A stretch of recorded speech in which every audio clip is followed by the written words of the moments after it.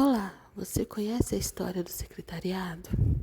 Bem, eu sou Rebeca e estou cursando técnico em secretariado e eu vou contar um pouquinho da nossa história. Antes de termos a área de secretaria como é hoje, muita história se passou. Grandes secretárias e personalidades tiveram seu nome marcado na história. Mas quando e onde tudo isso começou? Bem, alguns teóricos defendem a ideia de que foi Eva a primeira a desempenhar o ofício de secretariar, assessorando o seu companheiro Adão. Gênesis 2:18. Disse mais o Senhor Deus: não é bom que o homem esteja só. Farei-lhe uma ajudadora que seja idônea. Seguindo a cronologia cristã, Eva foi a primeira mulher na Terra criada e foi criada com o intuito de ser companheira e ajudante leal. Eva desempenhou o papel de secretária de seu companheiro no Éden, o acompanhando e durante suas tarefas administrativas. Mas para grande parte dos historiadores, os primeiros secretários surgiram no Egito, por volta de 500 anos antes de Cristo. O que se tem de fato é que os escribas já dominavam grande parte das funções de secretaria e por isso são considerados os primeiros secretários, por dominar a escrita, fazer cálculos, classificar arquivos e redigir documentos com ordens superiores. Por muito tempo, a profissão foi um ofício exclusivamente masculino, apesar das mulheres sempre se fazerem presentes em todos os fatores históricos mundiais. Quando isso tudo mudou? Bem, durante a Segunda Guerra Mundial, ainda enfrentando os efeitos da Primeira, a escassez de funcionários masculinos abriram de vez as portas para a mão de obra feminina. E com os homens em campo de batalha, até mesmo os cargos de confiança, que eram tidos como exclusivamente para homens, passaram a ter uma mulher ocupando, como por exemplo, o cargo de secretária. No Brasil, o fenômeno veio realmente ocorrer nos anos 50, com a chegada de multinacionais, onde se exigia profissional de secretária com conhecimento técnicos em datilografia, taquigrafia, organização de arquivos, anotações de recados e atendimento telefônico. Com o advento do treinamento gerencial nas organizações nos anos 60, os empresários brasileiros passaram a valorizar as atividades secretarial, pois ter uma secretária simbolizava status. Nos anos 90, o cargo de secretário passou a ser visto como uma função estratégica. Isso ocorreu porque os avanços tecnológicos forçaram as empresas a mudar sua forma de trabalho. Etimologicamente falando, a palavra secretário define a quem é confiado segredos do seu superior imediato. Por isso, uma das principais características do secretária é a discrição. E deve ser por isso que não se conhece tantas secretárias e suas histórias, mas através de grandes personalidades históricas podemos acessar algumas delas. É o caso de Trade Juggle, a última secretária pessoal do líder nazista Adolf Hitler, que o acompanhou entre os anos de 1942 e 1945.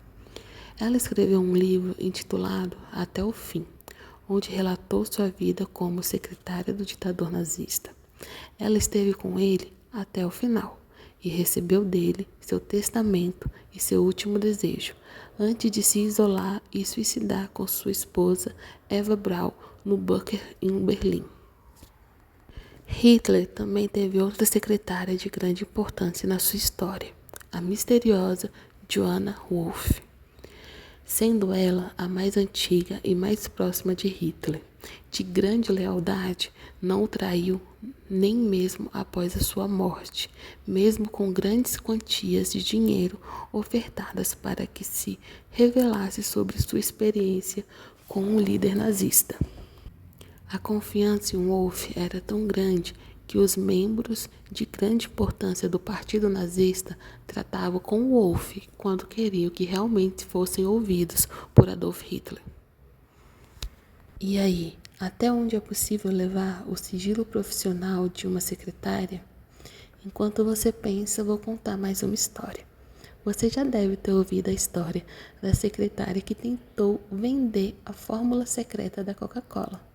Pois é, Joya Williams, de 42 anos, planejou o roubo da fórmula da Coca-Cola e tentou vendê-la à concorrente Pepsi, cobrando o valor de 1,5 milhões de dólares. A secretária e seus cúmplices foram flagrados depois da Pepsi avisar os executivos da Coca-Cola que teriam recebido a proposta. Joya foi condenada a 8 anos de prisão em 2007. Acho que com todas as histórias vale a pena apresentar o símbolo do secretariado, que consiste em um livro aberto com uma pena em cima e 2 cobras em volta de um bastão alado. O livro e a pena relembram os escribas, que teve sua função sempre relacionada com a escrita, e a serpente em volta do bastão é a sabedoria, que tem o poder tanto de construir quanto de destruir. E com a sabedoria para construir, temos uma secretária inventora. Beth Liswin era uma mãe solteira e trabalhava como secretária executiva em um banco em Dallas, Estados Unidos.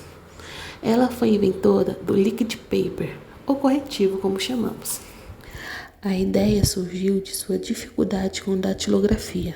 Para não perder toda a folha de trabalho por conta de um erro, Beth misturou um pouco de tinta branca à base de água em seu liquidificador e com a tinta e um pincel fino pintou os erros, deixando o papel secar e digitar corretamente depois.